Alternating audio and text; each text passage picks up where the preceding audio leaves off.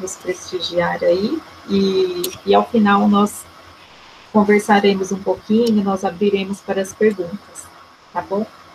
Então, tá. Muito obrigada, bem-vinda, Lívia e Marina. Obrigada, gente. Bom dia a todos e todas. Vocês me ouvem bem? Ouvimos. Tá. Eu comentei com a Natália que eu tô sem luz em casa hoje, então eu tinha até uma apresentação para fazer. Tô aqui no meu 4G, espero que ele dê conta.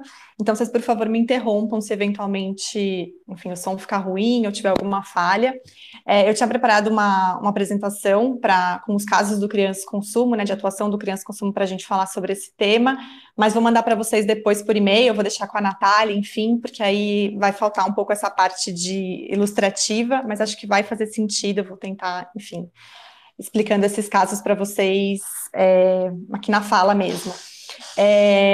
Queria muito agradecer o convite, né, ao professor Guilherme, a coordenadora, a Olívia, a Natália e a Ingrid Sora, que hoje não está aqui participando, mas enfim, que entraram em contato com a gente para a gente fazer essa participação e essa conversa com vocês. Como eu já fui apresentada, eu sou advogada hoje do programa Criança Consumo, que é uma das iniciativas do Instituto Alana, né? O Instituto Alana, ele tem como missão honrar a criança, é uma organização da sociedade civil que trabalha diversos temas e pautas, né, ligadas à infância. Então, desde 2006, uma das iniciativas do Instituto Alana é o programa Crianças Consumo, que tem como missão, tem como bandeira o fim do direcionamento de toda e qualquer publicidade direcionada diretamente à criança, né? Então, a gente defende o fim do direcionamento da publicidade voltada ao público infantil. E aí, pela legislação brasileira, a pessoa é de 0 até 12 anos incompletos. E aí, dentro da nossa atuação, né, pelo programa Criança Consumo, a gente tem percebido de 2006 para cá uma mudança, né, nas práticas de publicidade voltada ao público infantil. Então, a gente percebe que a publicidade que lá no começo da nossa atuação era muito recortada, né, específica em canais, por exemplo, de TV, num horário comercial determinado, né, então aquela publicidade tradicional de televisão, a gente percebe que a publicidade foi migrando para outros espaços de convivência da criança e meios de comunicação que a atinjam. Então, hoje a gente tem a publicidade infantil sendo apresentada, sendo desenvolvida por empresas em espaços públicos, dentro das escolas, em aplicativos, em canais e redes sociais, perfis de crianças e adolescentes influenciadores digitais, em pontos de venda, enfim. Então, são diversas as estratégias hoje desenvolvidas pelas empresas para atingir as crianças 360 graus, com o objetivo de persuadi-las ao desejo e ao consumo de marcas, produtos e serviços que estão sendo anunciados. Eu vou falar um pouquinho do nosso entendimento de legislação, que a gente entende como ilegal, né, essa prática de publicidade infantil, quando à medida que eu for trazendo os casos de atuação do criança consumo. E, justamente, né, percebendo essa mudança nas práticas das empresas, né, de dirigir publicidade à criança por diversas ferramentas e diversas estratégias, né, muito mais persuasivas e sofisticadas, a gente começou a atuar contra canais de youtubers mirins, né? Na verdade, contra a prática de utilizar canais de youtubers mirins e perfis de influenciadores digitais para a prática de publicidade infantil, mas sempre com foco nas empresas, né? Então, o Criança Consumo, dentro da sua atuação, a gente tem uma atuação em diversas frentes, né, de relações governamentais, comunicação, mobilização, e pelo jurídico, a gente tem uma atuação de notificar essas empresas que desenvolvem a prática de publicidade infantil ou denunciá-las para órgãos públicos competentes pela promoção e proteção dos direitos de crianças e consumidores.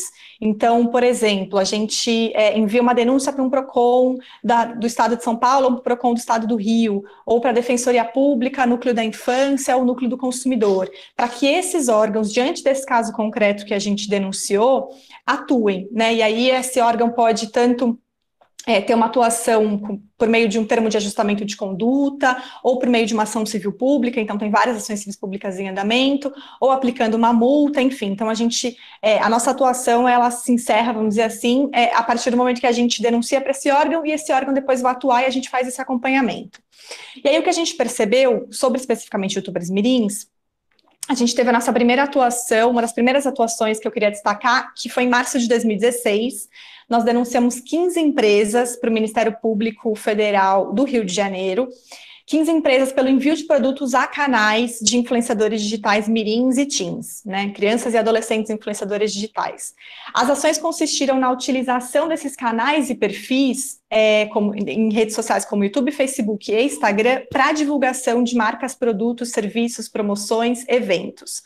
Então, algumas das empresas aqui, a gente denunciou 15 no total, mas BIC, C&A, Foroni, Kidzania, McDonald's, Mattel, Cestine, SBT, Tilibra. Então, a gente pegou 15 empresas e a gente percebeu, quando a gente começou a atuar nesses casos de youtubers mirins, que era um formato muito específico, né? Era inclusive de fácil identificação para nós aqui, adultos, né, do Crianças Consumo, identificar a prática de um conteúdo patrocinado dentro da plataforma. Porque as crianças realmente, elas tinham os vídeos de, por exemplo, recebidinhos do mês, e elas agradeciam nominalmente as empresas pelo envio dos produtos ou pelo convite a participar, né? Então, visitar o Kidzania ou um encontrinho de youtubers mirins no SBT, enfim. Então, as crianças realmente e adolescentes agradeciam às empresas pelo convite, pelo patrocínio, enfim, pelo envio de um produto. Então, era de fácil identificação para nós, né, na nossa atuação, identificar esses canais, juntar esses exemplos e denunciar para um órgão. Eu vou falar um pouquinho depois do andamento desse caso, mas vou trazer um outro primeiro, porque eles têm uma certa relação em algum momento. Isso foi em 2016. Quando a gente atuou num outro caso, em fevereiro de 2017, a gente já percebeu que em menos de um ano houve mudança muito significativa no formato desses vídeos, né? Então, a gente denunciou em 2017 a Mattel para o Ministério Público do Estado de São Paulo, em razão de uma parceria com o canal de uma youtuber mirim, né, na época ela era criança, a Júlia Silva, para a divulgação de uma promoção que chamava Você Youtuber Escola Monster High, com o intuito justamente de promover a marca Monster High e os produtos da linha Monster High, né, que são aquelas bonecas monstrinhas, né, são tipo Barbies versão monstrinhas. Na primeira parte da ação, a youtuber ela publicou uma série de 4 vídeos que ensinavam como fazer sucesso no YouTube. Então, eram vídeos que tinham os seguintes títulos: Seja Você Mesmo, Som e Iluminação, Cenário e Enquadramento, Dicas de Edição. Então, foram 4 vídeos em que ela ensinava como ser uma youtuber, como você se tornar uma youtuber e fazer sucesso no YouTube. No final dessa série, ela lançou a promoção Escola Monster High, que era exclusiva para meninas entre 4 e 16 anos. E para participar, as garotas deveriam gravar e postar vídeos cumprindo desafios publicados pela youtuber mirim. E essas provas foram divididas em blocos que tinham relacionadas a diferentes características das monstrinhas do desenho. E a cada semana, uma menina era escolhida vencedora. Então, foram 12 desafios, 12 meninas vencedoras, e essas meninas vencedoras ganharam, tiveram direito, né, não só a uma boneca, cada uma ganhou uma boneca da linha Monster High, mas também a um encontro com a Júlia Silva, na sede da empresa, e participaram de uma formatura. Então, elas tiveram mesmo uma formatura, ganharam um diploma, né, se vestiram para uma formatura, porque elas ganharam justamente, foram formadas, vamos dizer assim, na escola Monster High. Foi na sede da empresa, elas ganharam inclusive vários outros produtos licenciados da linha de produtos, né, da Monster High, então caderno, adesivos, fantasias, enfim. Tiveram um dia lá junto com a youtuber mirim Júlia Silva, e aí a gente percebe por essa ação, que eu queria trazer essa comparação de menos de um ano, uma mudança no formato, né, na estratégia desse tipo de ação com canais de influenciadores, com perfis e canais de influenciadores digitais, mirins e teens. Então, toda vez que a Júlia Silva se apresentava para essa promoção, ela deixava claro que ela tinha sido convidada pela escola Monster High. Então, para uma criança que ouve isso, né, eu fui convidada pela escola Monster High, a escola Monster High, ela tem um desenho, né, então ela foi convidada pelo desenho, ela foi convidada pelo conteúdo, né, em nenhum momento a Júlia Silva deixou especificado na voz dela, né, nas mensagens, nas gravações dos vídeos, de que aquilo era um conteúdo patrocinado pela empresa Mattel. A gente sabe que esse caso, inclusive, teve uma atuação por parte do CONAR, do Conselho Nacional de Autorregulamentação Publicitária, que determinou que os vídeos porque é isso, não teve essa identificação da mensagem publicitária de fácil identificação pela criança. Então, teve uma decisão no sentido de recomendar a mudança, alteração do conteúdo, né, do anúncio. Esse caso a gente encaminhou para o Ministério Público de São Paulo, Promotoria da Infância. E aí, como no primeiro caso que a gente tinha denunciado para o Ministério Público Federal, para o Ministério Público Federal do Rio de Janeiro, para o MPF, 15 empresas, sendo que uma dessas empresas era a Anatel, o Ministério Público de São Paulo puxou esse caso do MPF do Rio e instaurou um inquérito civil só, então puxou esse caso, tirou esse caso do Rio de Janeiro, porque a Anatel era uma das empresas, apesar de as estratégias terem sido diferentes, né? Puxou esse caso para o do Rio de Janeiro e instaurou um inquérito civil contra essas 15 empresas e também incluiu o Google, então, contra 16 empresas. Como resultado, depois dessa investigação, desse inquérito civil, o Ministério Público de São Paulo entrou com uma ação civil pública contra o Google, pedindo que o Google adotasse medidas de vigilância para que impedisse a prática de publicidade infantil velada no YouTube, porque como a gente percebe, apesar de no primeiro modelo, né, que quando a gente o Criança Consumo começou a atuar no tema de publicidade infantil no ambiente digital, por meio desses perfis e canais de crianças e adolescentes influenciadores digitais, a gente percebia que, ainda que eles dissessem nominalmente que eles agradecessem à empresa, então para um adulto era mais fácil a identificação, mas para uma criança ainda assim a gente entende que não, né? Ainda que a criança youtuber agradecesse à empresa pelo envio do produto, ainda passa muito a mensagem, a impressão de que é uma brincadeira, de que essa criança, enfim, tanto que as crianças acabam imitando, né, acabam fazendo igual, querendo reproduzir o que elas assistem nesses canais, né, então a gente percebeu já em menos de um ano como houve uma mudança aí no perfil, no modelo desse tipo de estratégia. Em março de 2019, a gente denunciou um outro caso para o Ministério Público do Espírito Santo, para a Promotoria Regional do Consumidor, contra a empresa Candide, em razão da promoção, enfim, das Law Surprise, né, que são aquelas bonequinhas, não sei se todo mundo conhece, mas são aquelas bonecas que vêm numa bola e com várias e várias camadas de plástico, né, são 9, 8 camadas, a Law Surprise, exato, eu vi alguém aqui escrevendo. Então, a cada camada que a criança vai tirando, ela encontra uma surpresa, que também vem plastificada dentro de um saquinho de plástico. E a primeira campanha, né, das LOL era da LOL da bonequinha, e acho que tinham 48 ou 52 bonecas, não me lembro, e é o comercial de TV, que foi também massivamente veiculado em canais infantis da TV fechada, ainda falava para a criança espectadora, né, procure a versão rara. E depois surgiu LOL Sister, tô vendo aqui o pessoal escrevendo LOL Sister, LOL Pet, enfim, então várias outras depois foram sendo criadas, né, várias outras linhas, né, de produtos das bonecas LOL Surprise. E a boneca custa caro, eu vi aqui que alguém escreveu, ela custa em torno de R$100. A casa da boneca LOL, que também vinha com acho que 100 surpresas, enfim, também todas super embaladas, quando ela chegou no Brasil, se eu não me engano, ela chegou custando R$3.000, então é uma boneca que é cara, e a gente denunciou para o Ministério Público do Espírito Santo, não só em razão também dessa prática de publicidade infantil nos canais infantis da TV fechada, mas porque houve também uma ampla divulgação em canais de youtubers mirins, né? Então, só que foi de super difícil identificação. Então, também a gente percebeu aí ao longo dos anos como foi tendo mesmo essa mudança nas estratégias, porque foi de muito difícil identificação, foi um trabalho assim que a gente levou, acho que mais de 6 meses para juntar exemplos de canais de youtubers mirins que tinham feito publicidade, e a gente foi identificando pela data das postagens. Então, por exemplo, muitas matérias que saíram na época, porque as bonecas LOL foram um fenômeno, né? Saíram muitas matérias, muitas notícias falando sobre das bonecas LOL Surprise. Mães que comentavam, por exemplo, que tinham comprado 4 bonecas para a filha e vieram 3 repetidas, né? Porque você tinha os modelos. Então, da dificuldade de se achar a versão rara da boneca, né? Que o comercial incitava para que a criança procurasse, pedisse, né? Procure a versão rara. Entanto que a boneca versão rara foi vendida no mercado, assim, em vários espaços digitais a preços super altos, né?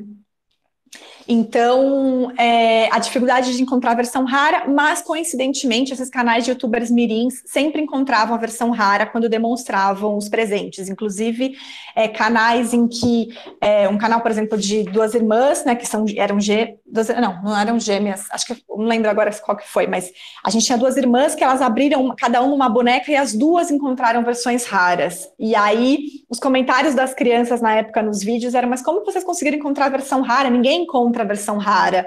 Então, a gente foi, aos poucos, foi um pouco difícil a gente identificar, mas a gente conseguiu identificar por diversos elementos, enfim, de datas, de presenças em eventos, enfim, que era um conteúdo patrocinado pela empresa. Então, também aí a dificuldade, porque em nenhum momento as crianças ou colocavam na descrição do vídeo ou falavam que aquele conteúdo era patrocinado pela empresa. Então, cada vez mais a gente foi percebendo que o patrocínio, né, o conteúdo patrocinado por empresas se misturando ao conteúdo de entretenimento desses canais, dessas crianças, né? Então, esses canais que foram criados lá atrás, quando a gente começou a estudar youtubers mirins, canais que foram criados realmente por uma vontade genuína dessas crianças de produzir conteúdo, né, de se expressar no ambiente digital, e aos poucos, diante da enorme visibilidade, né, e audiência desses canais, dessas crianças, chamaram a atenção do mercado, chamaram a atenção das empresas, a gente percebe aí que então houve essa mudança muito brusca, né, deixou-se de ser um conteúdo, uma prática genuína e de conteúdo de expressão dessas crianças para se tornar mesmo numa atividade laboral, né? Então, as crianças realmente agora têm a questão de precisarem todo o tempo vídeos semanalmente, né? Então tem canais que a gente entra e olha que toda segunda, quarta e sábado tem vídeo, então ter essa frequência na publicação dos vídeos, interação com quem acompanha, participação em eventos. Então realmente a gente percebe que houve muito essa mudança, que as empresas se aproveitaram desse espaço para direcionar a publicidade infantil velada para as crianças espectadoras desses canais. E aí, por fim, a gente teve uma atuação que foi esse ano, que não partiu de uma atuação nossa. Então, não sei se vocês se lembram, mas que houve uma polêmica recentemente envolvendo o canal da Bel para Meninas, com a mãe dela, né, a Fran, enfim. Até muitos dos vídeos dos canais foram, inclusive, arquivados. E a gente tomou ciência que o Ministério Público do Rio de Janeiro, por meio das promotorias de tutela coletiva da infância e juventude da capital, instauraram um inquérito civil, mas não contra o canal da Bel para Meninas especificamente, mas sim de uma forma mais geral para verificar, apurar possíveis violações de direitos de crianças e adolescentes decorrente da veiculação de vídeos e imagens na internet por meio desses canais e eventual caracterização de trabalho infantil artístico. Então, de uma forma mais ampla, para justamente analisar a prática de publicidade infantil e trabalho. Qual que é o caso esse que eu estou falando, Camila? Estou lendo aqui as respostas, os comentários. Isso, foi um caso da Bel para Meninas. Houve uma polêmica envolvendo ela no YouTube, acho que começou isso no Twitter, se eu não me engano, mas o que acontece é que a Bel, ela começou muito pequena a gravar vídeos, né? Então, na verdade, ela começou, o canal dela começou com a mãe, que era o Penteado para Meninas, em que a Bel ficava paradinha e a mãe fazia penteados nela. E aos poucos a Bel foi querendo participar desses vídeos, e a mãe percebeu que quando ela participava, aumentava o número de visualizações e as pessoas gostavam, né? As crianças, inclusive, que acompanhavam, gostavam quando a Bel aparecia. Então, aos poucos, a Bel foi se tornando mais protagonista desses vídeos. E aí, eles fizeram vários vídeos, vários canais a partir daí, né? Então, hoje tinha o Bel para Meninas, tinha o Fran, Bel e Nina para Meninas, que é a irmã da Bel, que nasceu praticamente no YouTube, né? Ela tem o parto dela gravado e publicado na plataforma YouTube. Então, desde muito pequenininha, a Nina está nas redes sociais, está no YouTube. E o que as pessoas começaram a chamar atenção, adolescentes que cresceram acompanhando a Bel, né? Então, desde pequena acompanham a Bel, perceberam que a Bel que elas cresceram, né, essas espectadoras desses vídeos, cresceram e tinham hoje outros interesses, desenvolveram outros interesses, mas que a Bel continuou sendo muito infantilizada, né? Então, a Bel ainda faz vídeos muito voltados para o público infantil, de massinha, de brincadeira, e ela já tem, se não me engano, 14 anos. Então, começou um Twitter aí, postagens no Twitter para salvar a Bel, enfim, então Save Bel para meninas, porque também começaram a aparecer, né, a chamarem atenção para quando ela sofria bullying pela própria mãe, né, então tem vídeos, por exemplo, em que ela vomita e a mãe acaba dando risada, vídeos em que ela foi mal na escola e a mãe também tira sarro disso, enfim, porque ela grava ela chorando e depois posta isso na plataforma, então começou uma polêmica a partir daí, uma discussão em torno, inclusive, desses vídeos. E foi a partir daí que o Ministério Público do Rio de Janeiro instaurou esse inquérito civil, mas não contra, né, o canal, contra os pais da Bel, foi mesmo de uma forma mais ampla, mais puxada por esse caso, né? E aí a gente apresentou uma manifestação nesse inquérito civil em março desse ano, e o Criança Consumo deu a sua contribuição e sob algumas perspectivas, né? Então, o que a gente hoje, quando a gente trabalha o tema de youtubers mirins e a gente discute o tema de youtubers mirins, a gente aponta, né, como pontos de atenção pelos órgãos a questão do trabalho infantil artístico, e eu sei que vocês já tiveram aqui uma aula, enfim, né, um encontro só para falar sobre trabalho infantil artístico na perspectiva de youtubers mirins, então a gente traz o nosso entendimento sobre isso, a exploração comercial da força de trabalho das crianças pelas redes sociais, por meio de um design de monetização. Então, também a gente fala que esses aplicativos, né, demonstra que esses aplicativos, em realidade, são desenhados para estimular a produção constante de conteúdo. Então, essa criança precisa estar mesmo o tempo todo produzindo conteúdo, interagindo com os espectadores, tanto dos canais quanto dos perfis, né, das redes sociais, Facebook, Instagram. Então, essa necessidade de frequência, né, dessa produção de conteúdo, e a inserção de publicidade como um ponto-chave da monetização desses aplicativos e plataformas. A gente também demonstra a presença de publicidade infantil velada. Então, aí, né, essa mistura é quase imperceptível, né, essa linha entre anúncio e entretenimento, porque as crianças realmente apresentam o seu cotidiano, as atividades cotidianas, como a hora de acordar, como se arrumar o material escolar, do que elas comem, a festa de aniversário, os presentes que elas ganham, com esses conteúdos patrocinados. Então, aí é quase imperceptível mesmo pelas crianças espectadoras. A gente fala da hipervulnerabilidade da criança, então, com base, inclusive, em estudos e pesquisas nacionais e internacionais que apontam a criança como uma pessoa que está vivendo um processo muito peculiar de desenvolvimento físico, cognitivo, psíquico, emocional. Então, e a criança, ela, pelo Código de Defesa do Consumidor, né, ela já é considerada hipervulnerável nas relações de consumo, e também por diversos estudos e pesquisas de diferentes áreas, né, então pedagogia, psicologia, desenvolvimento infantil, o próprio Conselho Federal de Psicologia tem um parecer, né, que aponta que a criança até os 6, 8 anos de idade não diferencia publicidade de conteúdo de programação. Então, no caso de youtuber mirim, essa identificação fica mais difícil ainda, e que até os 12 anos ela não identifica, não reconhece o caráter persuasivo da mensagem publicitária. A gente também fala da ilegalidade da prática, então, no entendimento do criança consumo, e que vem sendo, né, reconhecido por diversos órgãos do poder público e, inclusive, pelo Superior Tribunal de Justiça, em todos os casos, novos casos apresentados, a gente entende, né, o criança consumo, que a publicidade dirigida ao público infantil, ela já é proibida pela legislação brasileira. Então, e essa legislação, né, e aí, a partir de uma interpretação sistemática entre a Constituição Federal, especialmente o artigo 227, o Estatuto da Criança e do Adolescente, Código de Defesa do Consumidor, Resolução 163 de 2014 do CONANDA, né, do Conselho Nacional dos Direitos da Criança e do Adolescente, e do Marco Legal da Primeira Infância, a gente entende que a publicidade voltada ao público infantil já é proibida, já é constituída como abusiva e, portanto, ilegal pela legislação brasileira. É a Resolução 163, estou vendo aqui uma pergunta, de 2014 do CONANDA.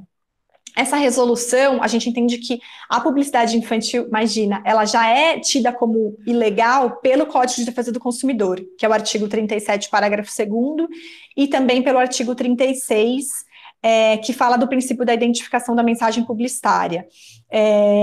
Então, se a criança sequer reconhece essa mensagem publicitária, então essa mensagem já é ilegal quando direcionada a ela. E a resolução do CONANDA, o que ela faz ela define os critérios de abusividade de uma mensagem publicitária. Então, como o aplicador da lei, como uma pessoa diante de um caso concreto pode identificar se é uma publicidade infantil. Então, ela define os critérios de abusividade a partir da caracterização de alguns elementos típicos.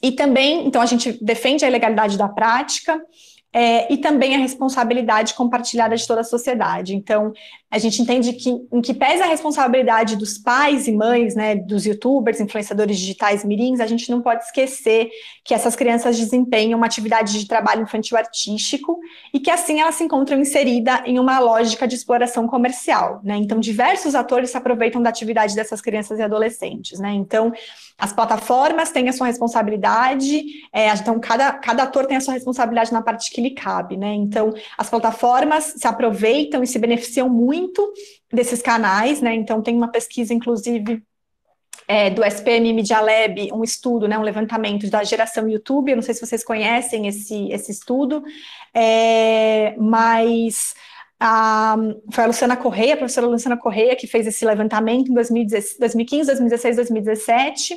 E em 2017, por exemplo, dos 100 canais de maior audiência no YouTube, eu compartilho com vocês o estudo, dos 100 canais de maior audiência no YouTube Brasil, 52 desses canais eram voltados e consumidos e tinham conteúdos voltados ao público infantil.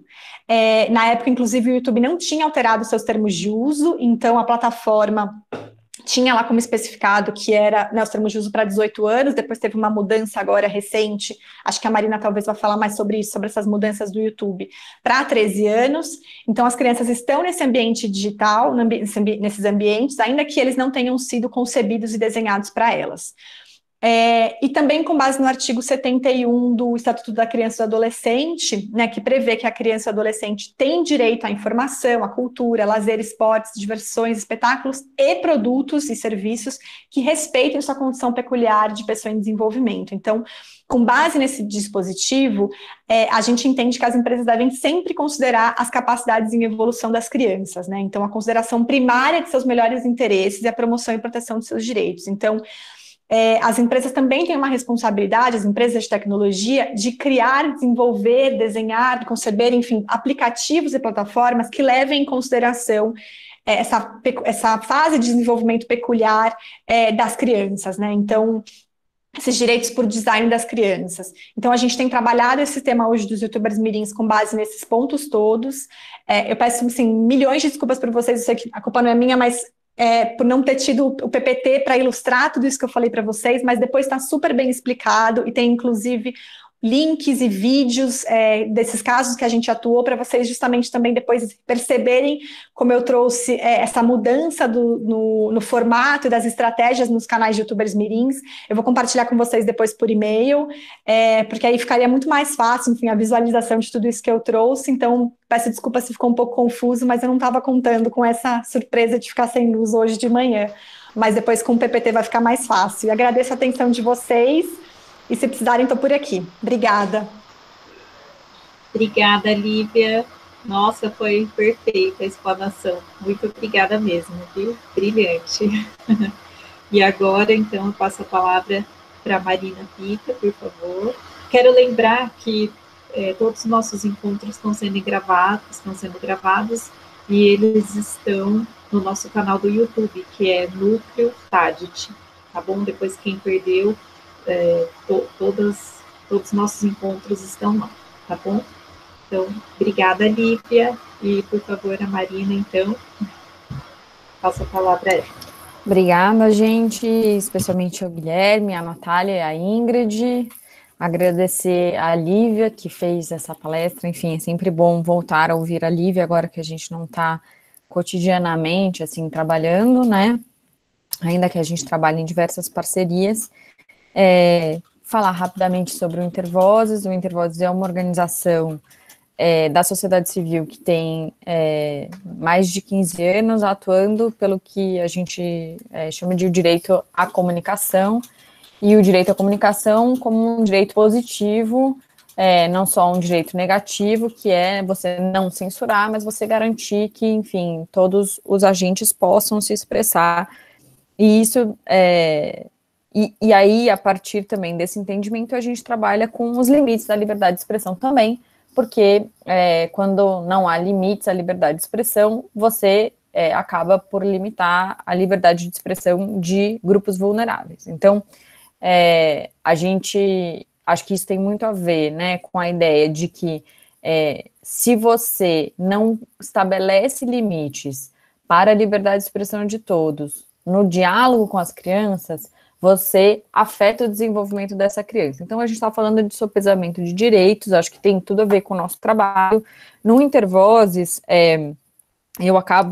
acaba não sendo a minha atividade central debater a publicidade de infantil e youtubers, mas a gente está num momento discutindo muito regulação de plataformas e responsabilidade de plataformas e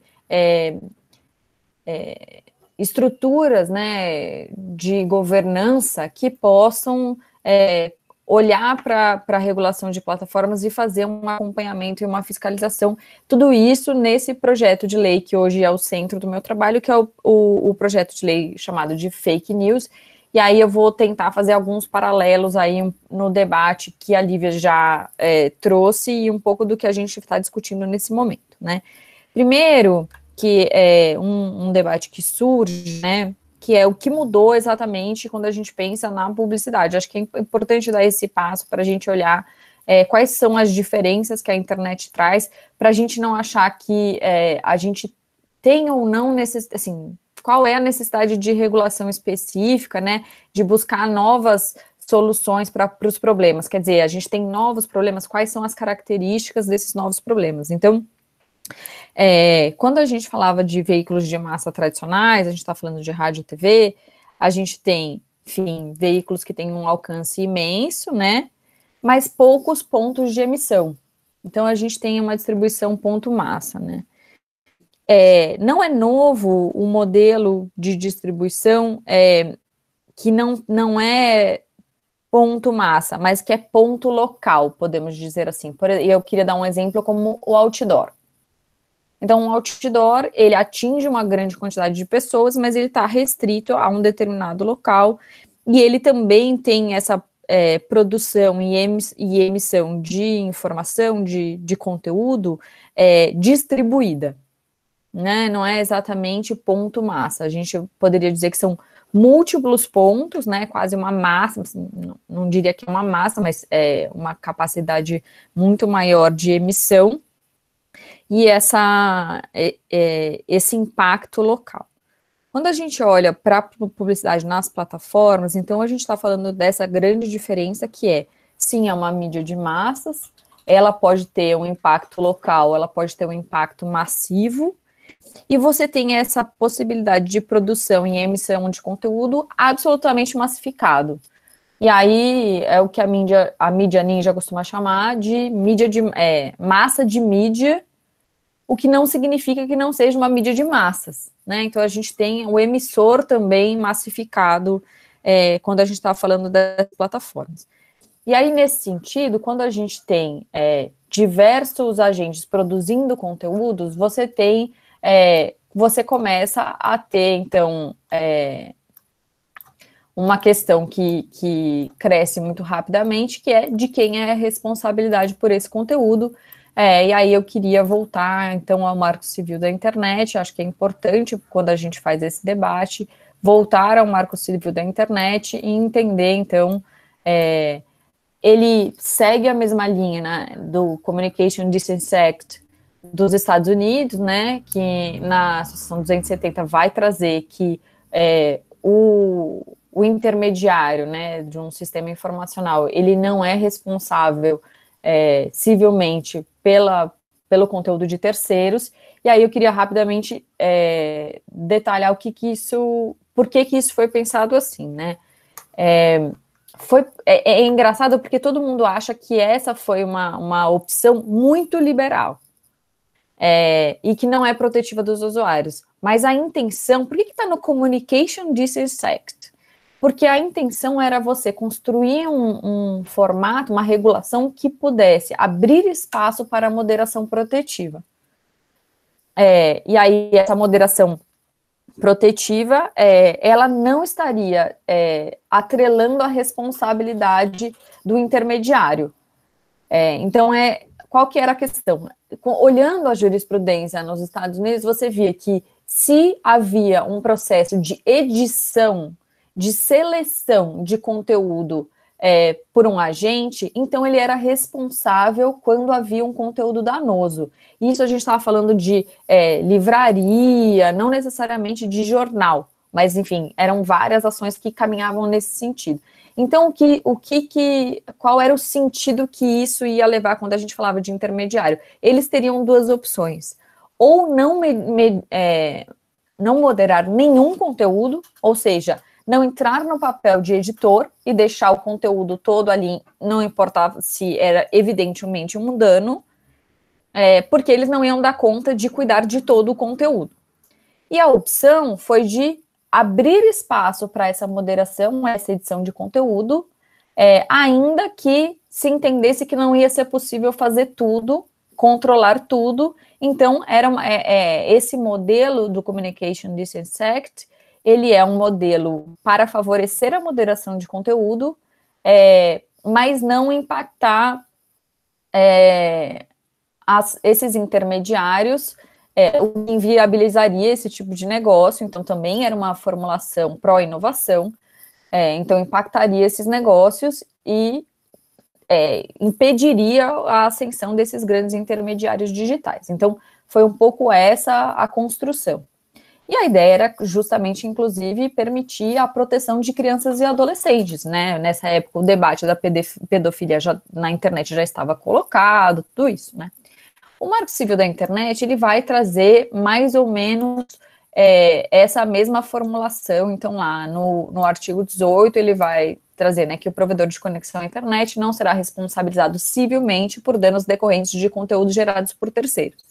E no artigo 19, que com o intuito de assegurar a liberdade de expressão e impedir a censura, o provedor de aplicações de internet somente será responsabilizado civilmente por danos decorrentes de conteúdos gerados por terceiros se, após a ordem judicial específica, não tomar providências para, no âmbito e nos limites técnicos do seu serviço e dentro do prazo assinalado, tornarem disponível o conteúdo apontado como infringente, ressalvadas as disposições legais em contrário. Então, a gente segue essa mesma linha, a Europa também, na lei de informática deles, também seguem essa mesma opção. E aí, enfim, acho que depois eu posso mandar um link para vocês. A Coalizão de Direitos na Rede, ela defende esse regime de responsabilidade. A gente fez uma cartilha defendendo esse regime de responsabilidade no Marco Civil da Internet, porque a gente entende que é a melhor opção, ainda que não seja uma opção boa. Às vezes eu falo assim, é uma opção boa? Não. Tem uma opção melhor? Não. Então, ainda que tenha diversos impactos negativos, como, por exemplo, muita crítica que as plataformas ficaram preguiçosas, que aquele melhor esforço que era esperado delas quando foi feito o Communication Decency Act, que era elas atuarem para evitar abusos, evitarem danos, o regime de responsabilidade acabou levando a uma acomodação das plataformas. Eu acho que é um fenômeno bastante novo, né? Com o passar do tempo, você vê uma pressão crescente. Acho que a gente está num momento ápice, né, dessa pressão, para que essas plataformas, elas fizessem a moderação de conteúdo. Elas fazem a moderação de conteúdo super bem? Não. Há casos em que a moderação de conteúdo ela é muito mais simples de se fazer? Sim. Aí eu queria apontar para o artigo 21 do Marco Civil da Internet, né, que é no caso de exposição de imagem de nudez não consentida.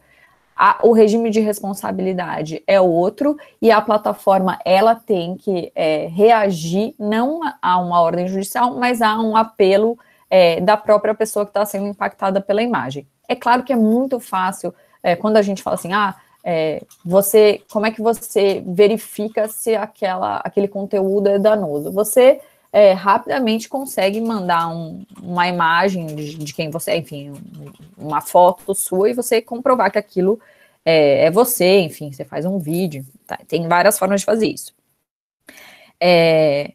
Agora, quando você obriga as plataformas, né, acho que é isso que é um dado importante, quando você obriga as plataformas a reagirem com base em conceitos amplos e abstratos e de difícil verificação, você tem essa possibilidade de ampliação da censura e da restrição da liberdade de expressão dos usuários, né, do exercício desse direito. Então, é por isso que o artigo 19, ele fala aqui com o intuito de assegurar a liberdade de expressão e impedir a censura, por isso que ele começa dessa forma. Nesse debate, por exemplo, do projeto de lei, que a gente está discutindo, inclusive qual é a responsabilidade das plataformas quanto a conteúdo desinformativo, muitos parlamentares falam assim, elas já moderam o conteúdo, por que eu não posso obrigar por lei que elas moderem conteúdo desinformativo? Porque lá tem uma quantidade de sanções importantes, e se as plataformas elas tiverem que escolher entre a segurança do negócio ou a liberdade de expressão dos usuários, elas certamente ficarão com a segurança dos seus negócios, e aí essa moderação, ela é expandida, né, de uma forma bastante grande, com base num conceito bastante subjetivo, no caso a desinformação. E aí, acho importante, a Lívia já trouxe o conceito, né, da inimputabilidade da rede, é um conceito que está no decálogo do Comitê Gestor da Internet e que ele, então, se desdobra, esse decálogo do Comitê Gestor da Internet, ele se desdobra, então, no Marco Civil da Internet. O conceito, né, o princípio da inimputabilidade da rede é justamente o que a Lívia traz, que cada um dos agentes deve ser responsável pelas suas ações. Então, olhando para a questão da publicidade infantil e pensando em como é que a gente faz um enfrentamento, eu trabalhei alguns anos realmente no Instituto Alana, e eu fiz diversas atividades até chegar no Advocacy, e fazer uma atividade aqui em Brasília, mas fui absolutamente convencida do tipo de dano que a publicidade infantil ela causa, né? E aí uma coisa que eu acho importante a publicidade infantil, como ela está se dando nesses canais, ela tem transformado todas as nossas crianças em apresentadores de merchandising, assim, uma coisa que talvez para a gente é uma piada, né, a gente assistia os programas que tinham merchandising no meio e a gente sempre tirava sarro daquele apresentador de merchandising, isso aqui é a faca Guinso, ela é maravilhosa, olha como ela faz, e nós estamos transformando as crianças todas, porque esse é um modelo que está sendo replicado, né, então não é só o impacto que tem naquela criança que está sendo explorada especificamente, né. Então, como é que você lida com isso? Então, uma coisa importante é esse princípio da inimputabilidade da rede, uma coisa importante é o artigo 19 do Marco Civil da Internet. Quando a gente olha nos Estados Unidos, por exemplo, você vê manifestações da Federal Trade Commission, e ela tem se manifestado no sentido de orientação dos produtores de conteúdo dos tais influenciadores digitais. Então, ela tem emitido notas e tem decisões também com punição e multa.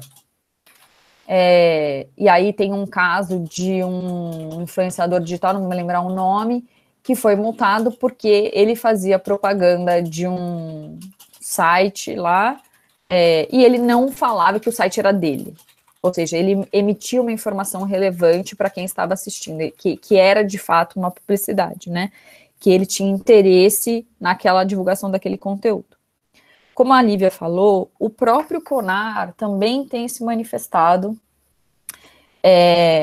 sobre publicidade infantil e outras abusividades perpetradas por produtores de conteúdo na internet. É eficiente? Acho que é uma pergunta da gente se fazer e acho que é importante. Eu tendo a achar que não, aliás, o CONAR nunca foi eficiente, né? Plenamente, e aí por quê? Eu acho que no caso da internet, a capacidade, né, a eficiência é ainda menor, porque a circulação de conteúdo é tão rápida que quando você publica um conteúdo com uma publicidade que não foi identificada para o público, ainda mais aquela voltada para crianças, o efeito dela se dá rapidamente. Então, você tem um impacto que você quer ter rapidamente. O CONAR vai decidir depois e vai decidir para tirar um conteúdo do ar. Apenas. Então, diferente da Federal Trade Commission, por exemplo, que coloca sanções como multa, o CONAR não faz isso. E aí eu acho que tem um impacto muito grande, que é muito diferente do impacto que o CONAR poderia ter na televisão. Então, acho que a gente tem que ter essa visão de qual é a arquitetura que a gente tem no Brasil, regulatória, né, de fiscalização e de acompanhamento da publicidade, e o quanto que isso dá conta. Eu acredito, por exemplo, que a Secretaria Nacional do Consumidor, eu já conversei lá na Secretaria Nacional do Consumidor, poderia fazer um trabalho muito semelhante ao da Federal Trade Commission nesse sentido, né, e o Sistema Nacional de Defesa do Consumidor também. Então, agora, é preciso que se provoque. A gente não tem uma tradição no Brasil do executivo, enfim, do governo, né, se impor em relação a abusos comerciais dos meios de comunicação de produtores de conteúdo em geral. E isso não é só na publicidade, né? Quando a gente fala dos programas policialescos, quando a gente fala, né, de humilhação de cidadãos em cadeia nacional, invariavelmente a gente tem uma ausência de manifestação do poder público. Até porque a gente não tem uma Ofcom, né? A gente não tem uma FCC, por exemplo, então a gente não tem um órgão que possa olhar para conteúdo, né? A gente tem a Ancine, a gente tem a Anatel, a gente tem o Comitê Gestor da Internet, nenhum deles é isso, né? Então, mas aí pensando assim, ok, a Senacom poderia ser esse agente e olhar para a publicidade abusiva, seja porque não está identificada, seja porque ela está sendo direcionada para crianças, ou porque junta todas as coisas, né? Eu acho que num cenário que a gente tem uma postura de divergência entre diversos atores, se a publicidade infantil ela é proibida em todos os casos, ou se ela pode ser permitida a depender de suas características, enfim, acho que há uma divergência no CONAR, de alguns veículos de comunicação, enfim. No caso desses youtubers, eu acho que a questão é simples, né, de ser resolvida, porque você tem a não identificação da publicidade para o público. Então, o próprio Código de Defesa do Consumidor pode ser usado para isso. Acho que é mais fácil, enfim, de enquadrar esses produtores de conteúdo que estão fazendo publicidade sem identificação. Uma outra coisa, a Federal Trade Commission, uma outra coisa que ela apontou foi que as plataformas digitais, elas deveriam se reestruturar para facilitar essa identificação de publicidade pelos produtores de conteúdo. E aí, se vocês forem ver o Instagram, ele já traz ali a possibilidade de você identificar, do próprio produtor de conteúdo, ele informar que aquilo é uma publicidade. Acho que é uma mudança interessante do Instagram para ser observada e que entra, inclusive, nesse projeto de lei que eu estou mencionando, que fala, que estabelece, para tentar conter a desinformação, que as plataformas devem identificar a publicidade. Não é a publicidade do produtor de conteúdo, mas é a publicidade quando elas ganham recurso. Então, é impulsionamento e publicidade. Isso deve estar destacado ali. Ainda fica essa lacuna em termos de publicidade do produtor de conteúdo. Olhando, então, para as plataformas e o que elas podem, o que elas devem fazer, né? Existe uma discussão nesse mesmo projeto de lei, inclusive eu mando o link para vocês, hoje de manhã mesmo, está tendo uma discussão se o fato de um conteúdo ele ter impulsionamento ou publicidade muda o regime de responsabilidade da plataforma. A gente tende a achar que não, né, mas que é preciso avançar em termos, por exemplo, de identificação de quem está impulsionando ou de quem está fazendo a publicidade para que esse responsável, né, por aquela publicidade, ele possa ser identificado e responsabilizado para isso. Isso quando a gente está falando de recursos que são entregues à própria plataforma. Quando o conteúdo não é, o valor pago não é para a plataforma, né, aí a coisa fica um pouco mais complicada. Só voltando, a mudança do YouTube, então, ela vem nesta publicidade que gira em torno do conteúdo, né? Da publicidade antes de começar um conteúdo e do conteúdo que fica, da publicidade que fica em torno do vídeo. Então, ela deixa de monetizar um canal a partir dos recursos que ela está recebendo, né? Então, não significa que você avança no problema da publicidade camuflada ou da publicidade que é feita pelos produtores de conteúdo, mas resolve uma parte do problema, de fato, porque você deixa de estimular aquela exploração da criança, estimular aquele negócio. Agora, por outro lado, você tem um estímulo que o produtor de conteúdo ele vá buscar sua fonte de financiamento que não seja pelos anúncios em torno ali, mas que seja por empresas outras, né?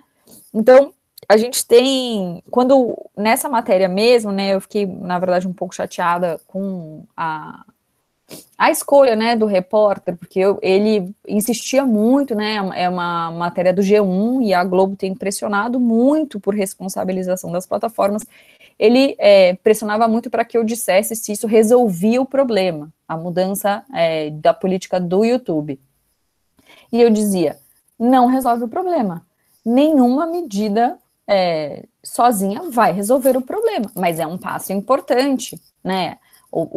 E aí, como é que o YouTube tomou essa atitude? Foi a partir de uma ação da sociedade civil nos Estados Unidos, e o que ela indicava? Ela indicava que, e aí a gente tem que entender que existe o COPPA, né, e que para as plataformas, né, para qualquer agente de tratamento de dados, ele usar dados de criança, inclusive para publicidade, ele precisa da autorização do responsável. E aí, como o YouTube, ele não é direcionado para crianças, justamente por conta do COPPA, ele não pede essa autorização. E, no entanto, o que essas organizações conseguiram provar é que o YouTube estimula a produção de conteúdo para crianças. Ou seja, ele ativamente atrai o público infantil.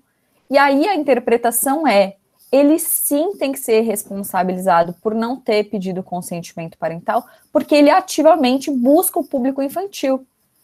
E aí, nesse caso, porque, enfim, como é que você faz na internet para saber se você tem que ser responsável ou não por obedecer e observar os regramentos do COPPA? É justamente se você atrai as crianças. Então, acho que isso é um aprendizado importante para a gente. Então, não é se você diz que produz conteúdo para criança, mas é se você atrai as crianças, se você tem conhecimento dessa atração do público infantil e se você não faz nada.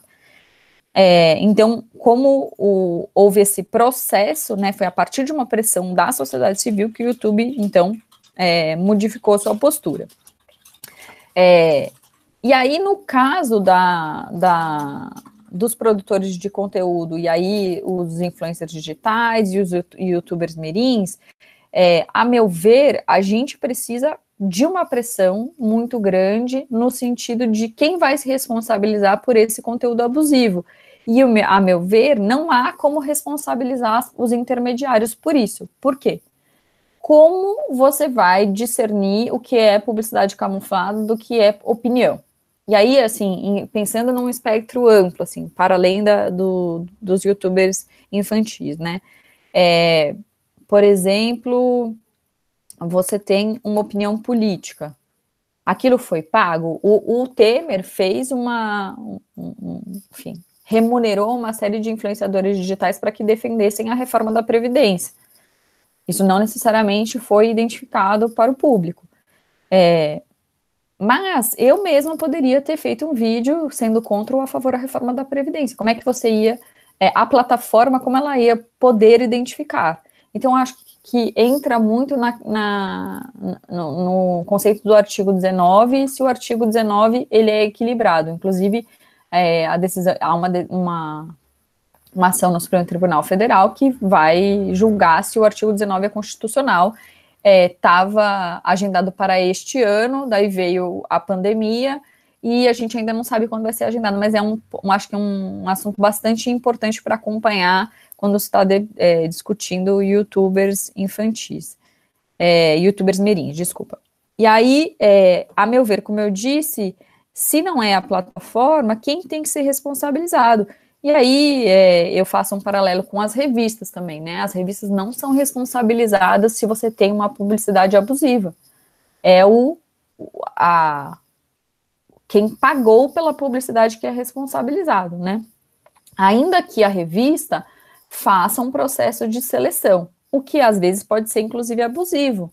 Quando eu trabalhava no Conselho de Serviço Social há muitos anos, mais de uma década, enfim, muitos anos mesmo, tentou-se fazer uma campanha do Conselho de Serviço Social de São Paulo, no metrô de São Paulo, e o metrô não aceitou, né, fazer uma campanha, porque é uma campanha pró-direitos, enfim, e o metrô não aceitou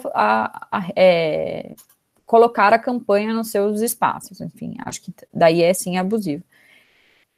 Mas a própria Senacom, então, eu acho que poderia ser, já que nós não temos uma agência de comunicação que pudesse estar mais atenta aos abusos da publicidade, eu acho que eu tendo a achar que o CONAR teria que fazer uma grande modificação na sua estrutura para ter, por exemplo, uma participação multissetorial, porque hoje participam agentes de mercado diretamente interessados, assim, e acho que falta uma participação da academia e da sociedade civil ali para ganho de legitimidade. E eu acho que a Senacom poderia ser esse locus, ainda que a gente saiba que a Senacom está sendo esvaziada, que há diversos problemas, mas eu entendo que seria uma forma da gente enfrentar essa publicidade camuflada, seja ela direcionada para crianças ou não.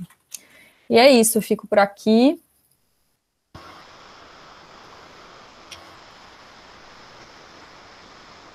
Obrigada, Marina. Obrigada. Foi excelente também, adorei a exposição. E agora, então, a gente abre para comentários, debates, né, perguntas. Andei acompanhando o chat aqui, o pessoal já fazendo alguns comentários também, né?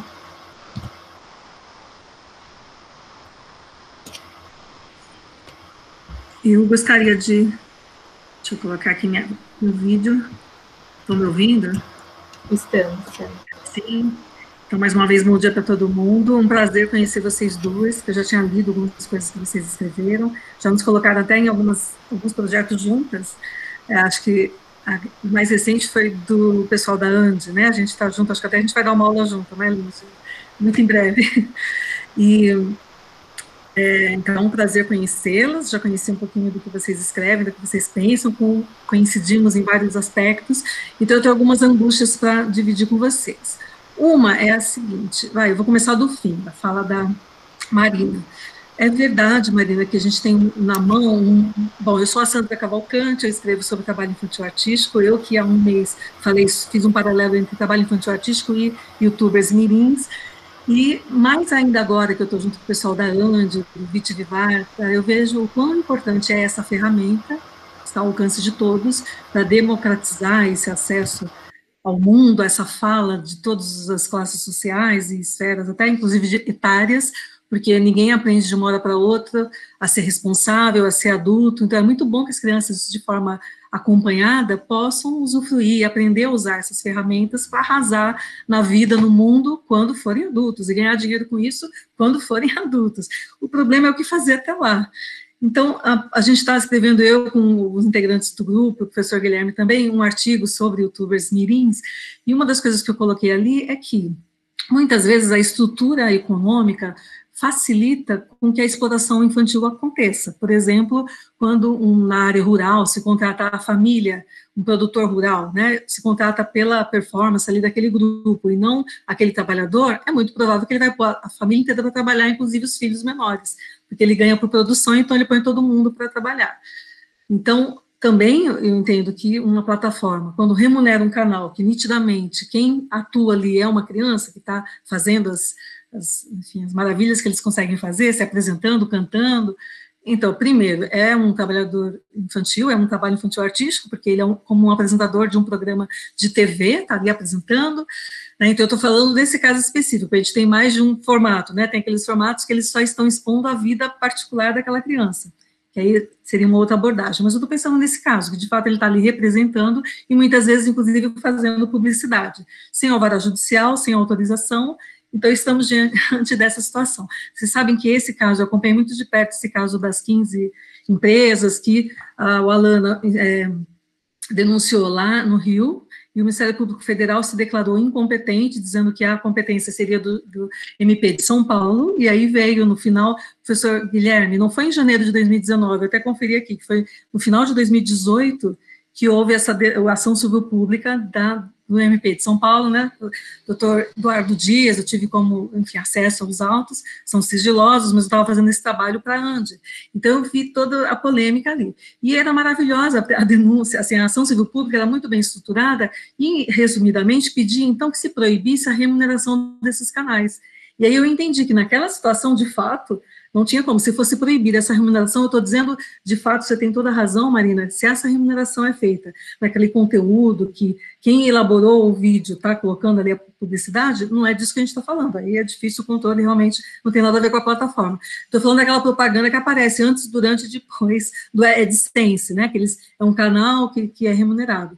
Então, a minha expectativa, quando veio essa ação lá da Federal Trade Commission americana, no meio do ano passado, né, que foi, era de proibir essa publicidade, mas eu vi que, na verdade, a polêmica ali ficou assim, porque quando você acessa um canal, as informações de quem acessou aquele canal são compartilhadas por todo mundo, né, você está vendendo a sua informação pessoal quando você acessa essas plataformas, esses canais, inclusive crianças. Então, quando as crianças estavam acessando esses canais, curtindo ou não curtindo, essa informação era compartilhada para várias pessoas, e isso é proibido lá na lei, na Copa, na lei americana. Então, por conta disso, foi feita toda uma multa altíssima, né, e eles alteraram, eu vi os termos de uso, tem alguns que estão desde dezembro passado, e tem uma última versão agora de janeiro. Então, é curioso, porque nos termos, eu mostrei na nossa última fala, há um mês, que os termos de uso agora da Google, eles tiraram aquela parte que falava que o YouTube não é adequado para pessoas menores de 18 anos, e agora está assim, que se você tiver 13 anos, então você já pode gerenciar o seu canal, inclusive no Brasil. Só que isso é totalmente absurdo no Brasil, né? Não tem capacidade civil alguém com 13 anos para gerenciar um canal. E continua lá, porque tem uma exceção em alguns países, mas o Brasil continua 13 anos. Então, o que eu pergunto para você, especialmente para a Marina, que estava falando dessa parte de responsabilização, eu não conhecia esse termo, até eu coloquei no chat uma pergunta dessa imputabilidade, né? Deixa eu ver como é que era o termo que você usou.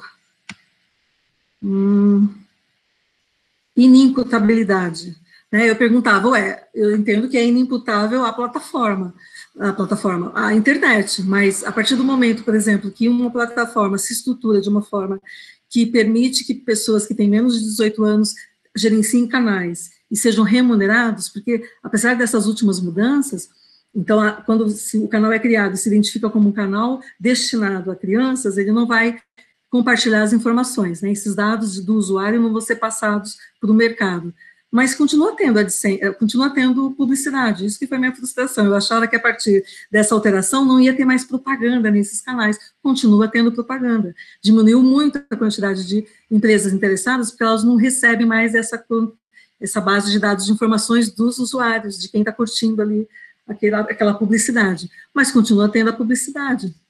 Então, você não acha que mais coisa poderia ser feita, então, e o ideal seria, de fato, a proibição, quando se identifica um canal como destinado para o público infanto-juvenil, deveria ser proibida essa publicidade?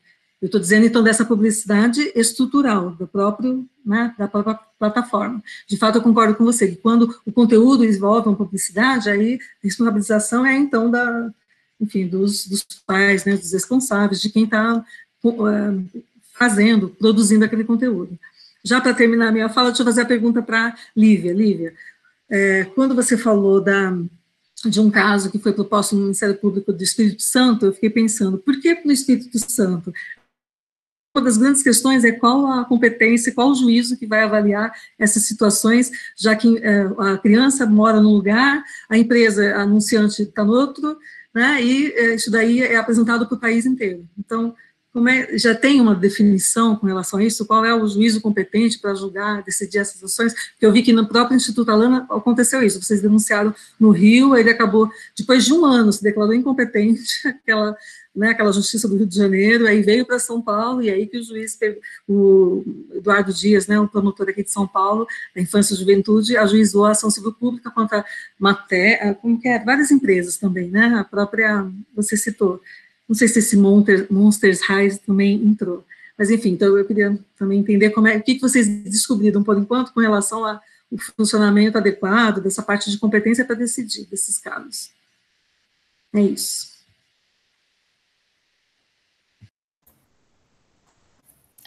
Natália, a gente espera mais perguntas ou a gente vai respondendo?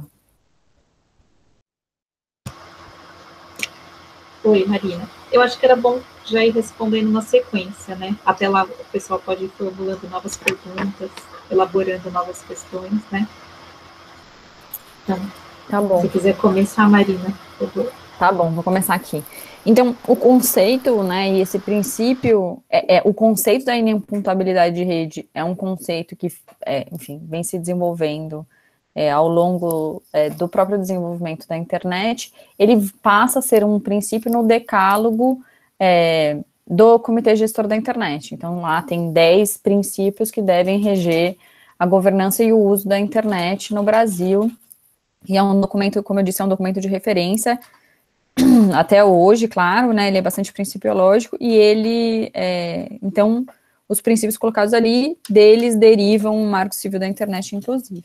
Eu concordo plenamente com você, Sandra, eu acho que as plataformas têm muito mais a fazer, né, o que elas fizeram é não remunerar o canal que está fazendo esse conteúdo infantil. Eu realmente acho que em relação à publicidade que elas direcionam para o público infantil, a partir dessa produção de conteúdos que não é delas, sendo que elas estão sabendo que elas estão atraindo um público infantil, de fato elas devem ser responsabilizadas. É só a gente separar quais são os agentes que devem ser responsabilizados por cada uma das atividades. Então, em relação à própria publicidade da plataforma, aquela que ela disponibiliza, que ela coloca em volta do conteúdo infantil, de fato, ela tem que ser responsabilizada. Aí elas vão dizer que não sabem se o conteúdo é infantil e etc. Acho que é muito complicado isso, porque elas conseguem saber se sou eu, Marina, pelo meu rosto. Elas dizem que não conseguem, inclusive, identificar quando são crianças, o que eu acho que não faz o menor sentido. Então, assim, essa questão de como é que elas vão identificar se um conteúdo publicado ele é infantil, ele pode ser resolvido de várias formas. Por exemplo, elas obrigarem os produtores de conteúdo a falarem se um conteúdo é direcionado a um público infantil. E aí elas passam a construir tudo aquilo a partir daquela regra que elas colocam. Quem não observar a regra é penalizado por sua própria política. Então, assim, acho que tem várias formas da gente pensar soluções. Eu só tenho receio de como é que a gente mistura essas responsabilidades. Então, a responsabilidade do produtor de conteúdo com a responsabilidade de plataforma. Eu acho que as plataformas têm muito mais responsabilidade e a gente tem que pressionar muito mais de fato. Mas a gente tem visto, por exemplo, pouca discussão sobre as responsabilidades do produtor de conteúdo e como é que a gente tem uma estrutura, uma arquitetura que dê conta também de responsabilizar esse produtor de conteúdo. Que está fazendo as publicidades camufladas, por exemplo. Então, e nesse sentido que eu aponto que a gente, a meu ver, seria benéfico a gente responsabilizar a Senacom por isso, provocar a Senacom, mas acho que a Senacom tem condições de fazer um trabalho não só após ser provocada. que ela mesma pode fazer um trabalho de recomendações, como fez o FTC, de penalizar aqueles que estão depois de, enfim, não sei, se serem advertidos, notificados, esse tipo de coisa. Então, assim, é só que eu acho que a gente não vai ter uma solução para lidar com o problema da publicidade infantil. Acho que a gente vai ter uma combinação de soluções. Perfeito, Lívia. Sandra, obrigada pelas suas perguntas.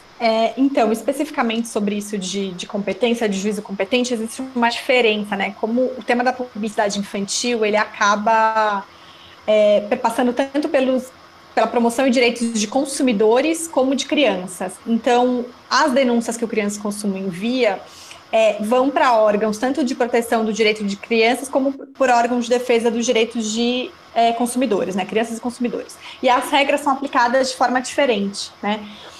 Nesse caso, por exemplo, do Ministério Público Federal do Rio de Janeiro, o doutor Eduardo Dias, ele acabou puxando esse caso, enfim, houve primeiro um contato entre os órgãos, até porque ele tinha uma instauração de um inquérito civil contra a Mattel em São Paulo, que foi desse caso das bonecas Monster High. E uma das 15 empresas que estava no Ministério Público Federal do Rio era a Mattel. Então, ele entendeu que eram casos idênticos, contra uma mesma empresa, e por isso houve a possibilidade dele puxar esse caso, vamos dizer assim, para São Paulo. No caso do Ministério Público do Espírito Santo, a gente está falando de uma promotoria do consumidor. E aí, dentro do MPCOM, né, do Conselho do Ministério Público do Consumidor, eles têm um entendimento de que quando é um caso que envolve internet, qualquer Ministério Público do Consumidor, de qualquer capital, é competente para analisar. Então, e a gente tem, né, na atuação do Crianças Consumo, a gente tem o objetivo de disseminar, de pulverizar a discussão no tema de publicidade infantil. Então, para a gente ter denúncias apenas aqui no eixo Rio-São Paulo não é interessante, porque a ideia é levar a reflexão, a sensibilização de toda a sociedade para essa pauta do consumismo na infância e da publicidade infantil. Então, a gente tem denúncias, Procon Roraima, Procon Porto Alegre, a gente tem Defensoria de Brasília, Defensoria do Rio de Janeiro, Defensoria de Minas Gerais. Então, a gente tem mesmo, na nossa atuação, esse objetivo de pulverizar, de disseminar a discussão. E aí, como o Ministério Público do Consumidor tem esse entendimento de que quando o caso é de internet, e aí atinge as crianças de todo o Brasil, enfim, apesar das vezes a residência da criança ser em São Paulo ou na Bahia, enfim, tem esse entendimento que qualquer promotoria do consumidor de qualquer capital é competente para analisar. Por isso que na época a gente optou mandar para o Espírito Santo, justamente com esse objetivo de disseminar a discussão. Certo. Eu vou transmitir aqui a pergunta do Lauro. Ele fala: a publicidade infantil deve ser combatida até que ponto? Devemos proibir totalmente?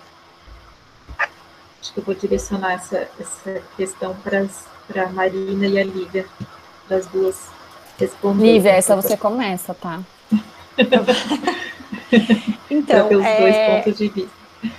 A gente, aqui no Instituto Alana, a gente tem um entendimento de que toda e qualquer publicidade voltada à criança já é proibida e deve sim ser coibida. E aí, acho que existe uma confusão que às vezes acontece, inclusive propositadamente por parte das empresas. Quando a gente fala de publicidade infantil, a gente não está falando de publicidade de produtos infantis.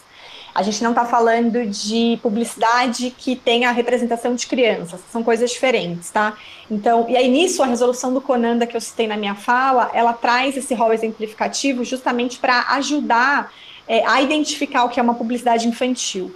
Então, a publicidade infantil, ela pode ou não ser de produtos infantis. Inclusive no Crianças Consumo a gente já atuou contra campanhas publicitárias feitas por exemplo, empresas de impermeabilizante, empresas de baterias e pilhas, produtos de limpeza, o carro da família, o hotel das férias, enfim. Então, produtos que não são do universo infantil ou são utilizados pela família, né, ou são, mas que têm a sua comunicação comercial voltada diretamente para a criança, justamente porque tem uma pesquisa que eu posso também mandar para vocês, um estudo da Interscience, que aponta que as crianças influenciam, sim, em até 80% das decisões de compra de uma família.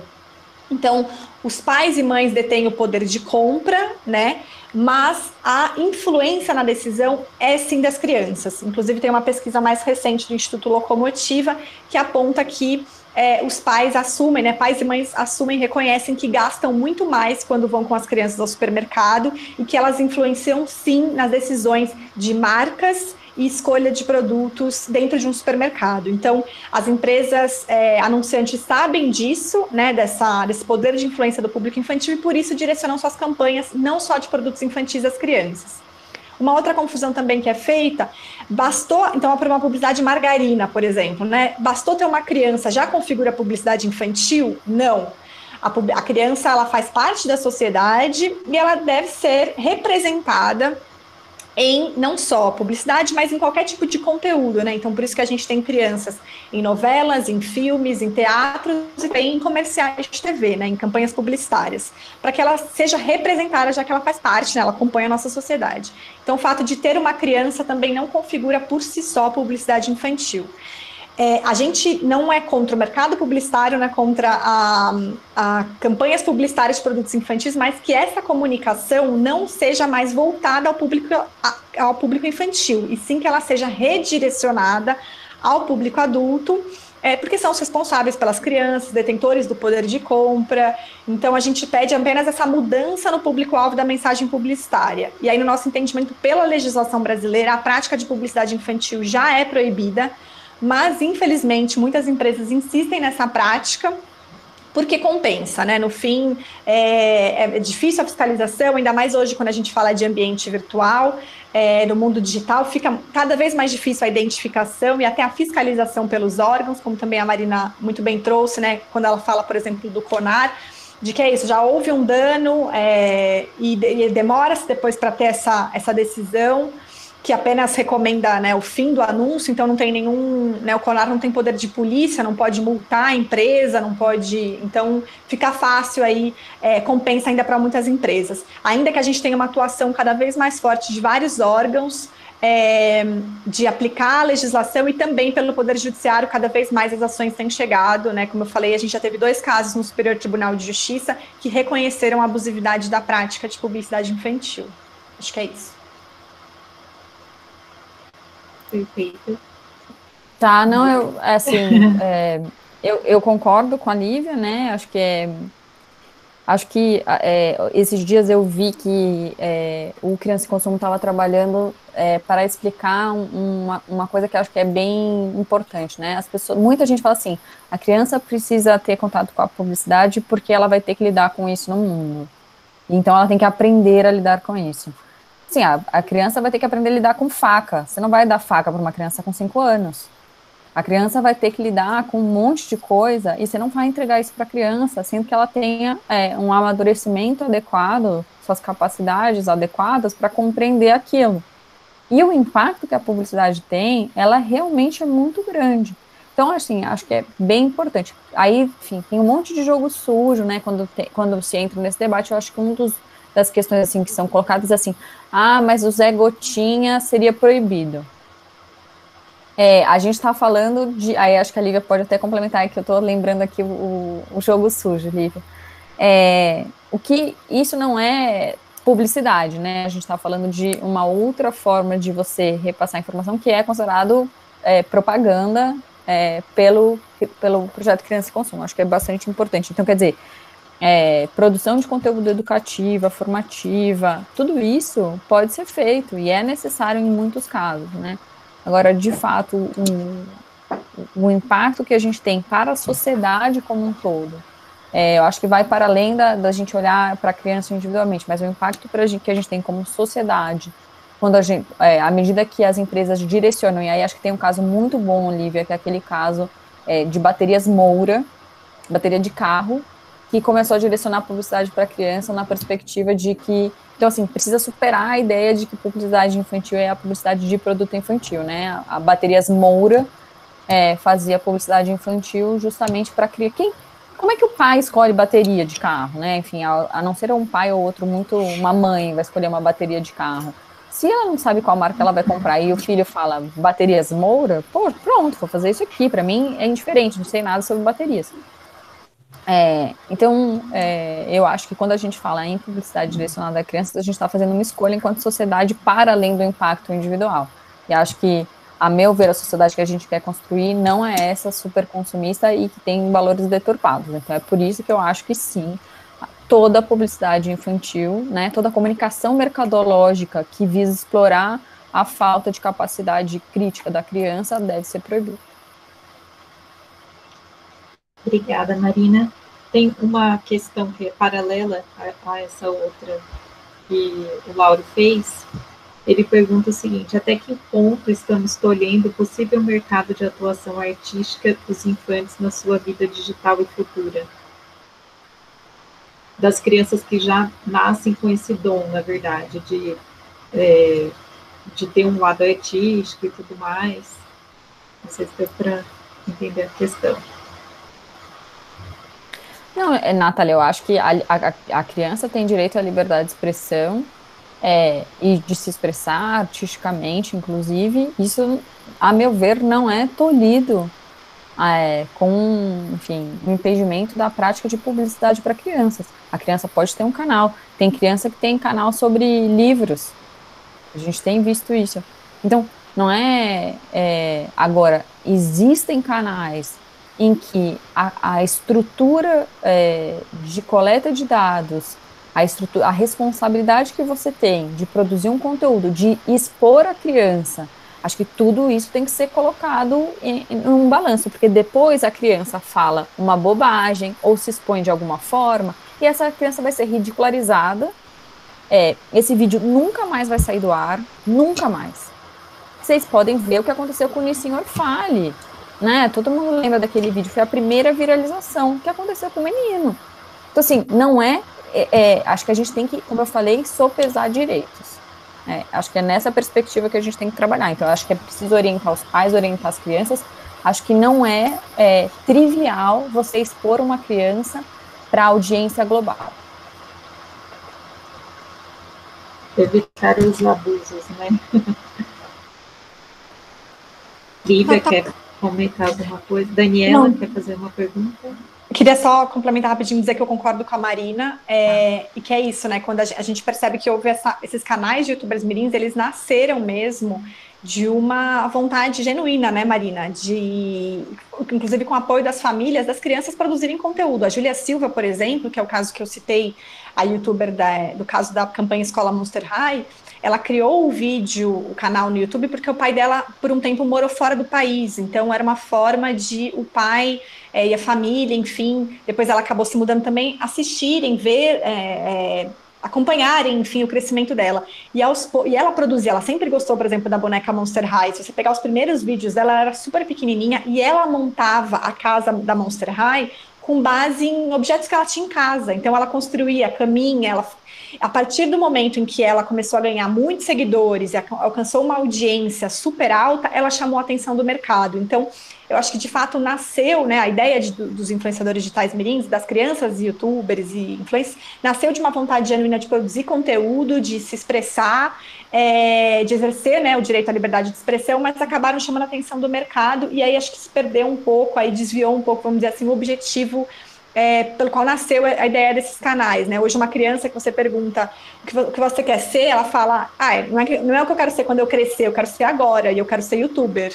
E ela quer ser youtuber não porque ela quer se expressar, não porque ela quer exercer esse direito, não porque ela quer dizer o que ela pensa, ela quer ser youtuber porque ela quer ganhar presente, ela quer ficar famosa e ela quer ganhar dinheiro.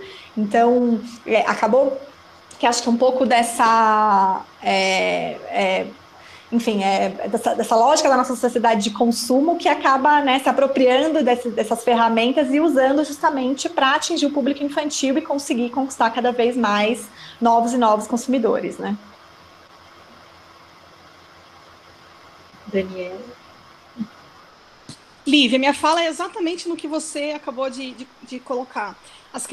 Os canais do YouTube nasceram com essa finalidade de se expressarem, mas eles foram tomando rumos. Se a gente verificar nos top 10, top 100 do Social Blade, a gente vê que os que estão nesse ranqueados, eles são focados para a audiência. Eles são impulsionados pelo que a audiência, o canal, ele está focado naquilo, seja para jogos, seja para novelinha, seja para livro, maquiagem, quer ver.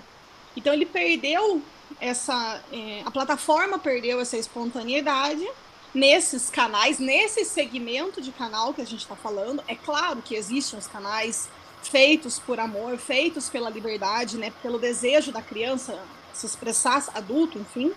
Mas os que estão, que rendem milhões em monetização, eles não são mais assim. Então, acho que a Marina falou, a plataforma deve ser responsabilizada, e eu acho que deve ser realmente um mecanismo rígido de controle da plataforma, seja YouTube ou a que se suceder. Né? A gente sabe que o controle será na mão dos mesmos. As plataformas serão, né, irão se suceder, porque eles vão comprando a plataforma que tiver na vez, na moda, na exposição. Né? Então, acho que a normativa... esse é o tema, na verdade, da minha tese, né? A Sandra, minha orientadora, a minha tese do doutorado é justamente essa questão dos influenciadores digitais como trabalhadores, as crianças, os youtubers mirins. Então, acho que a plataforma, eles lucram milhões com isso, né? Eles acharam, a plataforma, as empresas acharam esse nicho sem regulamentação prévia. Eventual controle é feito muito pelo Instituto Alan e pelas denúncias posteriores. Quando depois que a publicidade ou enfim, eventual vídeo com conteúdo impróprio é retirado do ar, ele já atingiu a finalidade. Tem vídeo desses youtubers mirins que eu fiz monitorei, eles têm 200, 300 mil visualizações em 2, 3 horas. Ou seja, um público específico naquele momento, né? A regulamentação tem que ser prévia e tem que ser da plataforma. O criador de conteúdo, eu acho que a responsabilidade é no segundo momento, porque ele deve ter, a plataforma primeiro deve ser a responsável, né, já que abriga, ela viabiliza isso.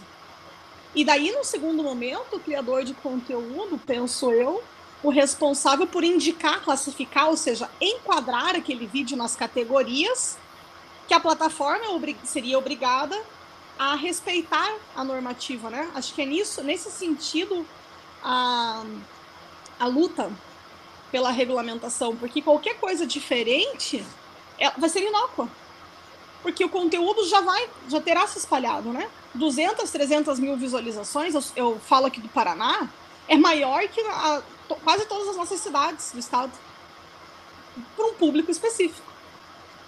Né? Então, ou seja, já atingiu o resultado em 2, 3 horas. Não existe controle capaz de retroceder a esse resultado, a essa publicidade ou a esse dano. Né? Então, na verdade, a pergunta, né, assim, existem ações sendo feitas no sentido eficazes de responsabilizar pelo poder dessa plataforma, né, desse conglomerado empresarial? É possível? Vocês acham que é possível atingi-los?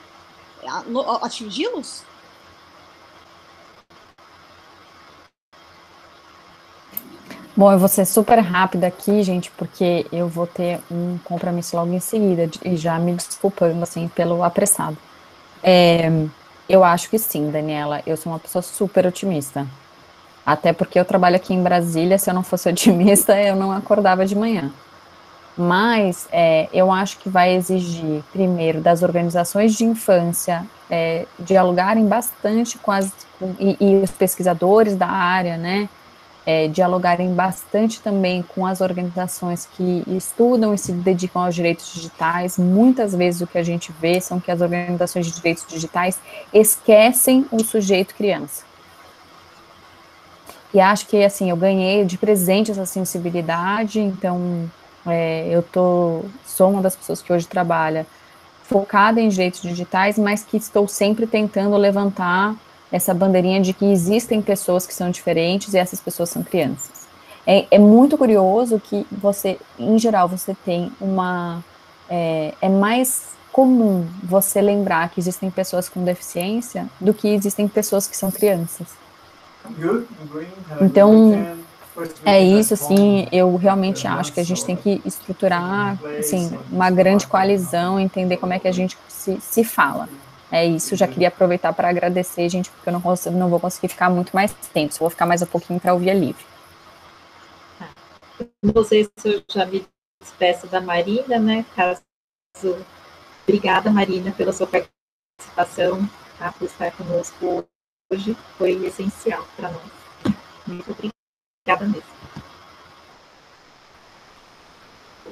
Oi, então, eu concordo totalmente com a Marina.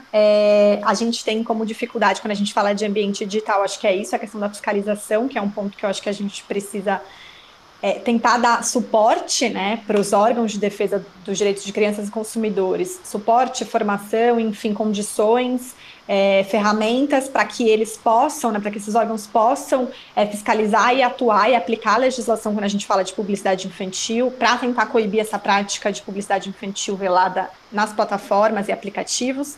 E uma dificuldade que a gente vê no Criança e Consumo de atuação mesmo, que vai muito na linha disso que a Marina trouxe, né, que às vezes se esquece do sujeito criança, a gente percebe isso também um pouco nos órgãos, né, então às vezes, quando a gente fala de publicidade infantil, a gente acaba caminhando, né, tanto por órgãos de defesa dos direitos de crianças como consumidores, mas às vezes a gente percebe que em determinado estado, tem uma promotoria, um núcleo que acha que isso é infância, não, tem outra que acha que é consumidor, e fica às vezes um empurra para ver quem que vai analisar ou tratar do caso de publicidade infantil. Então acho que também a formação desses órgãos para entender, né, que publicidade infantil tem a ver com a nossa sociedade de consumo, tem a ver com a formação, a base da sociedade capitalista que a gente vive, né? Então, é isso, é uma sociedade que depende o tempo todo de criar novos consumidores. Então, inclusive, as empresas enxergam os consumidores, as crianças, sob 3 perspectivas, né? Então, a consumidora hoje, a consumidora do futuro e a promotora de vendas. Então, eles precisam justamente fidelizar a criança desde cedo. Então, é uma dificuldade também que a gente vê na nossa atuação. Então, de formar e dar ferramentas para esses órgãos para que eles possam atuar diante dos casos concretos, porque eles estão aí, a cada minuto tem novos conteúdos, como a Daniela trouxe, e que, assim, estouram mesmo milhões de visualizações em poucas horas. Então, são algumas dificuldades que a gente percebe na nossa atuação. Obrigada, Lívia. Obrigada demais, gente. Foi muito legal a exposição de vocês. Olivia, quer falar alguma coisa? Não, só para agradecer, gente, foi ótimo. E eu mando depois para vocês todos os materiais, as pesquisas que eu citei, o PPT que estava preparado, enfim, para qualquer coisa eu estou super à disposição, quem quiser. Muito obrigada. Eu fiquei curiosa desses 2 casos do STF, né, que você falou, Lívia? Acho que você falou de 2 casos do STJ. STJ. Isso, se pudesse mandar o número. Eu mando sim. Lógico, com certeza. Então, pelo chat, por enquanto, não temos então, nenhuma pergunta, né? Acho que também nosso encontro está caminhando para o final, né, Olivia? A gente está mais chegando aqui mais ou menos no nosso limite de horário, mas enfim, vamos aproveitar, né? Se alguém tiver mais alguma última perguntinha aí, acho que dá um tempinho, se não, vamos pensar, né, nos encaminhar já para o próximo encontro, que, se eu não me engano, continua com vocês, né, Natália? Isso. Queria aproveitar para passar um recado, né, nosso próximo encontro ainda sobre youtubers é com a Patrícia. Ela vai fazer um comparativo com a Itália, nos estudos dela, enquanto ela morou lá. Então também será muito, muito interessante, e depois um outro convidado também italiano que ela vai trazer para nós, para o nosso evento aqui, para nossa reunião. Acho que talvez é isso então, né, gente? Agradecer de novo as convidadas, Lívia, a Marina, que saíram, foi super, muito bom mesmo, muito gostoso ouvir vocês falarem, super produtivo. E acho que eu estou vendo aqui que a Ana. Ah, Ana, aproveita então. A Ana Paula. Oi, gente. Bom dia. Bom dia. Eu não sei se a Gabi ainda está aqui, mas eu queria pedir licença para convidar a todos para participar do lançamento de uma obra coletiva que a Gabriela, nossa colega do Núcleo, está participando como coordenadora na próxima quinta-feira. Então, depois, acredito que ela ou eu possamos disponibilizar o link para vocês, porque também é um tema que está relacionado ao trabalho infantil. É isso, então. Um abraço para todos. O livro trata dos 30 anos do Estatuto da Criança e do Adolescente. Várias pessoas aqui do núcleo, inclusive o professor, contribuiu com um texto. Acho que, não sei se ela já mandou, mas se não mandou, vai mandar ainda a divulgação do evento. Então, quem estiver aí interessado, fica duplamente convidado para o evento. É uma live de lançamento na quinta-feira, dia 23, às 19 horas. Perfeito. E acho que é isso. Alguém quer fazer algum comentário? Não, acho que ficamos por aqui. Certo. Então, até a próxima, né, com a Patrícia. E depois a gente já tem data, né, Olivia? Seria dia 3 de agosto. Isso, dia 3, até aproveitar então um pouco esse vinzinho só para organizar as próximas reuniões. Uhum. Dia 3 do 8 está confirmado a Patrícia, e é nessa reunião mesmo que ela vai trazer o convidado? É isso? Não, querido. Não, daí, querido. Será em setembro, dia 7, o convidado, o professor Alberto Levi, da Itália, de Modena. Eu já convidei, porque ele estará de férias em agosto. Entendeu? Entendi. E aí, então, ficaria para quando? Qual é a data, desculpa? A minha data, 3 de agosto, às E a 10h30. A data do professor Alberto Levi, dia 7 de setembro, 10h30, né? Do horário de Brasília. É que é um feriado, né, Olivia? Daí um feriado, né? É que foi a única... Uai, então eu vou ter que mudar, então. Eu vou conversar com ele, deve ser assim a semana. Aí eu falo para vocês. Não lembrei que era feriado, esqueci. Acho que o professor Guilherme está querendo falar, gente. Eu acho também. Acho que ele já pode aproveitar e nos ajudar, então, com essa questão, né? Não, mas não precisa ser feriado, não. A gente faz no dia certo. Eu mudo a data com ele. O professor... não precisa, não. Bom, então, vamos fazer o seguinte. Dia 3, né? Acho que fica certo a sua fala. E aí a gente conversa no dia 3 para saber melhor como organizar. Para ficar muito distante, né? A fala dele. Isso, perfeito. O professor Paulo está sem som. Não estamos te ouvindo, professor. Acho que não sei se o professor deixou ligado. Agora. Acho que ele está fazendo a sessão do tribunal, meninas. E aí ele ligou sem querer. Natália, o convidado da Espanha está confirmado ou não?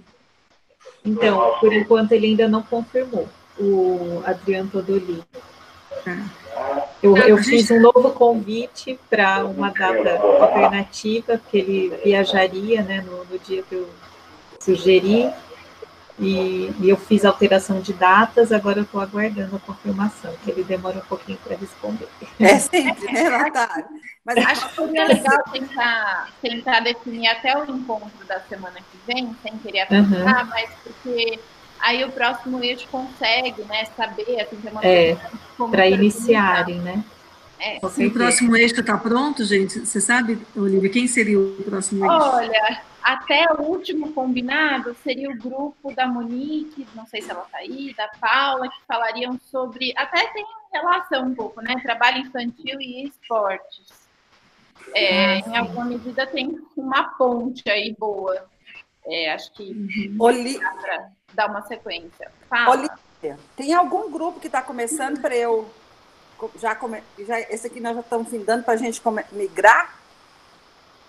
Olha, teoricamente esse é o próximo, né? Se a agenda, enfim, se confirmar. Aí é uma questão de você, na verdade, sim, é uma questão do grupo conversar, saber se vale a pena integrar, se eles já fizeram uma pesquisa ou não, se vale a pena, enfim.